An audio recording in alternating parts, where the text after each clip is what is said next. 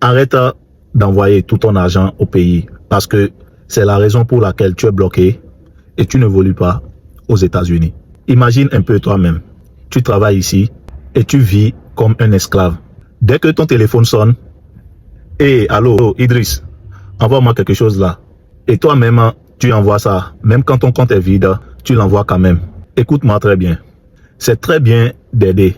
Mais aider à chaque fois, quand toi aussi, tu ne peux pas te sauver aux États-Unis, est un crime contre toi-même. Sincèrement, je ne comprends pas. Comment quelqu'un peut vivre dans un pays comme les États-Unis et n'a rien dans son compte pour se protéger.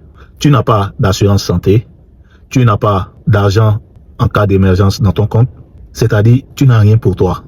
Est-ce que toi-même, ça c'est normal? Écoute-moi très bien, je vais te donner un conseil.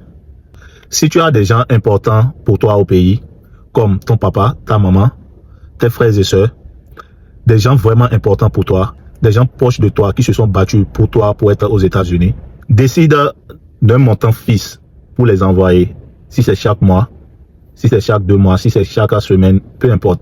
Le montant doit être fixe, contrôlé et prévu et réaliste. Faut pas juste envoyer de l'argent à chaque fois qu'on t'appelle.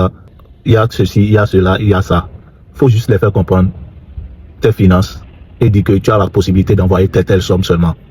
Parce que il y a quelque chose. Si tu penses que les gens vont te respecter parce que tu les envoies de l'argent, tu te trompes totalement. Ce que les gens pensent, c'est que tu es riche. Mais toi, en retour, tu es ici. Tu sais ce que les gens pensent.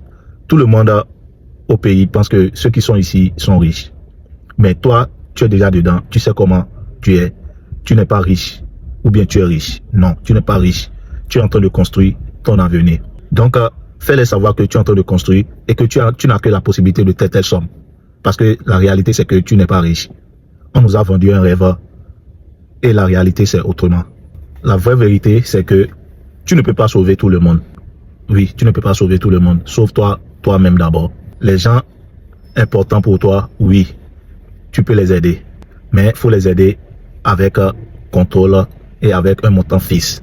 Mais pas tout le temps. Pas au point aussi de te détruire. Maintenant, dis-moi en commentaire, as-tu quelqu'un au pays qui t'appelle à chaque fois et te demande de l'argent? Dis-moi quelle est cette personne? Un ami? Un oncle? Un frère? Une soeur? C'est papa? C'est maman?